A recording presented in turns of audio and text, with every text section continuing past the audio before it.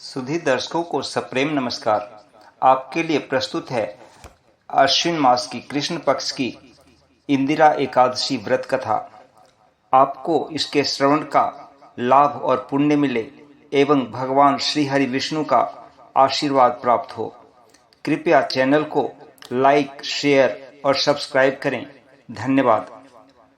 युधिष्ठिर के पूछने पर श्री कृष्ण कहने लगे कि हे युधिष्ठिर, इस एकादशी का नाम इंदिरा एकादशी है।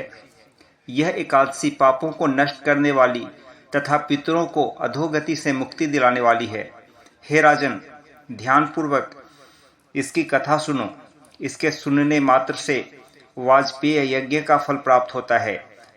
पहले सत्ययुग के समय में महिष्मती नाम की नगरी में इंद्रसेन नाम का एक प्रतापी राजा धर्मपूर्वक अपनी प्रजा का पालन करते हुए शासन करता था। वह राजा पुत्र, पौत्र और धन धान्य से संपन्न तथा विष्णु का परम भक्त था।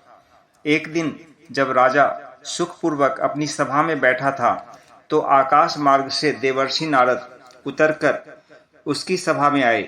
राजा उनको देखते ही हाथ जोड़कर खड़ा हो गया और विधि पूर्वक आसन व अर्घ्य दिया।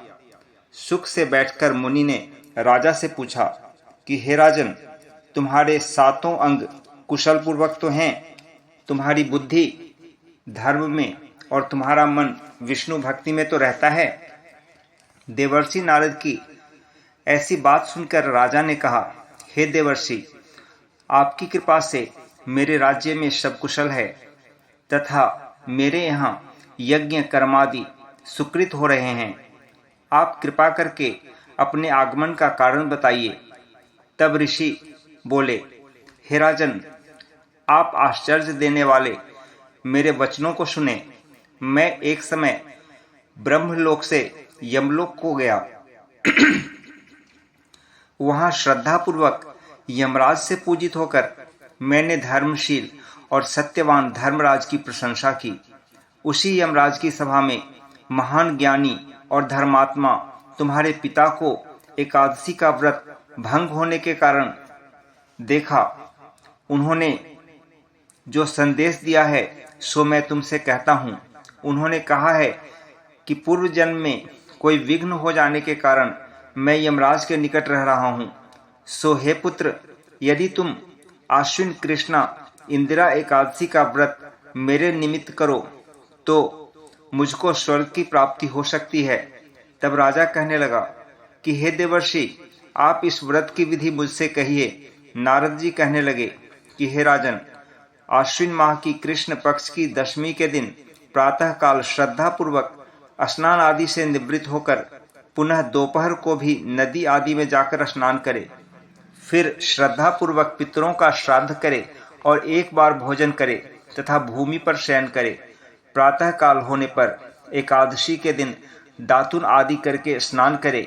फिर व्रत के नियमों को भक्ति पूर्वक ग्रहण करता हुआ प्रतिज्ञा करे कि मैं आज संपूर्ण भोगों को त्याग कर निराहार एकादशी का व्रत करूंगा। हे अच्युत, हे पुंडरीकाक्ष, मैं आपकी शरण हूँ, आप मेरी रक्षा करना। इस प्रकार नियम पूर्वक शालिग्राम की मूर्ति के आगे विधि पूर्वक श्राद्ध कर योग्य ब्राह्मणों को फलाहार का भोजन करावे और दक्षिणा दे।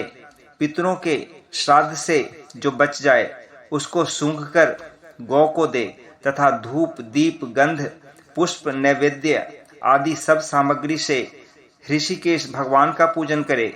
रात में भगवान के निकट जागरण करे। इसके पश्चात द्वादशी के दिन प्रातः काल होने पर भगवान का पूजन करके ब्राह्मणों को भोजन करावे। भाई बंधुओं सहित, स्त्री और पुत्र सहित आप भी मौन होकर भोजन करे। नारद जी कहने लगे कि हे राजन, इस विधि से यदि तुम आलस्य रहित होकर इस एकादशी के व्रत को करोगे तो तुम्हारे पिता अवश्य ही स्वर्ग लोक को जाएंगे। इस प्रकार उपदेश देकर नारद जी अंतर्ध्यान हो गए। नारद जी के कथनानुसार राजा द्वारा अपने बांधवों तथा दासों सहित व्रत करने से आकाश से पुष्प वर्षा हुई और उस राजा का पिता गरुड़ पर चढ़कर विष्णु लोक को गया। राजा इंद्रसेन भी एकादशी के व्रत के प्रभाव से निष्कंटक राज करके अंत समय में अपने पुत्र को सिंहासन पर बैठाकर स्वर्गलोक को गया। हे युधिष्ठिर, यह इंदिरा एकादशी के व्रत का महात्म्य मैंने तुमसे कहा। इसके पढ़ने या सुनने से मनुष्य सब पापों से छूट जाते हैं और सब प्रकार के भोगों को भोगकर वैकुंठ को प्राप्त होते हैं।